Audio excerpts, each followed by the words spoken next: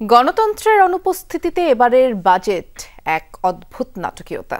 এবার গতানুগতিক জাঁকজমক নেই উচ্চ জিডিপির স্বপ্ন কিংবা মেগা প্রকল্পের ঢাকঢোল। সংসদের টেবিল চাপড়ানো উচ্ছ্বাসের বদলে নিঃশব্দ প্রত্যাশা। অর্থ উপদেষ্টা জানালেন 7,90,000 কোটি টাকার বাজেট দিয়ে জনজীবনের স্বস্তি ফেরানো কঠিন। তারপরও দেশ গঠনে গুরুত্ব পাচ্ছে প্রধান উপদেষ্টার 3-0 ধারণা। অর্থনৈতিক সংকোচন, বৈদেশিক মুদ্রা নিয়ে চাপ, মূল্যস্ফীতি ও আয় বৈষম্যের বাস্তবতায় আসছে 2025-26 অর্থবছরের বাজেট, যে কারণে আগের যে কোনো সময় যে এবারের বাজেটের ভাষা বেশি সংযমী, লক্ষ্য বাস্তবসম্মত।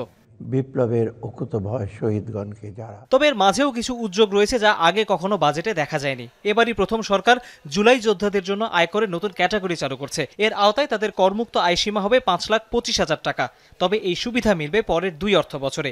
এর বাইরে জুলাই গণ অভ্যুত্থানে শহীদদের পরিবার এবং আহতদের জন্য 405 কোটি টাকা বরাদ্দের প্রস্তাব করেছেন অর্থ উপদেষ্টা। তৈরি হবে আলাদা জুলাই গণ অভ্যুত্থান অধিদপ্তর ও জুলাই গণ অভ্যুত্থান স্মৃতি জাদুঘর। গণ অভ্যুত্থানের আদর্শ ও চেতনাকে রাষ্ট্রীয় ও জাতীয় জীবনে সুপ্রতিষ্ঠিত করার উদ্দেশ্যে ইতিমধ্যে জুলাই গণ অভ্যুত্থান অধিদপ্তর প্রতিষ্ঠা করা হয়েছে এবং গণভবনকে জুলাই গণ অভ্যুত্থান স্মৃতি জাদুঘর হিসাবে প্রতিষ্ঠার কার্যক্রম চলমান রয়েছে।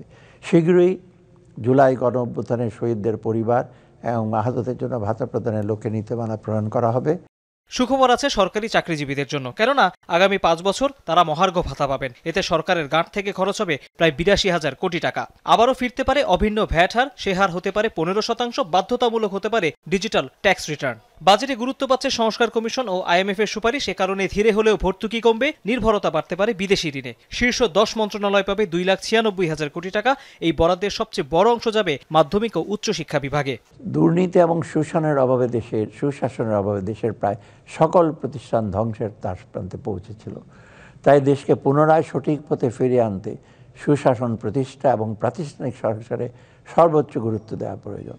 সে লক্ষ্যে আমাদের অন্তর্বর্তী সরকার প্রয়োজনীয় সংস্কারের রূপরেখা তৈরি করেছে। নতুন বাজেটের মাধ্যমে এবারই প্রথম দেশের জিডিপির আকার ছাড়িয়ে যেতে পারে $500 বিলিয়ন।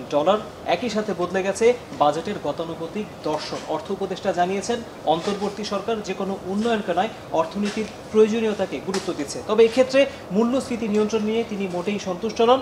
একই সাথে শঙ্কা রয়েছে মার্কিন সরকারের নতুন শুল্ক আরোপ নিয়ে।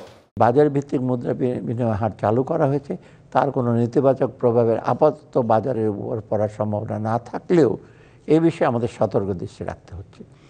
এই সকল ঝুঁকি মোকাবেলা করে দেশের অর্থনীতির জন্য একটি বৈষম্যহীন ও টেকসই ভিত্তি নিশ্চিত করা এখন আমাদের সর্বোচ্চ অগ্রাধিকার।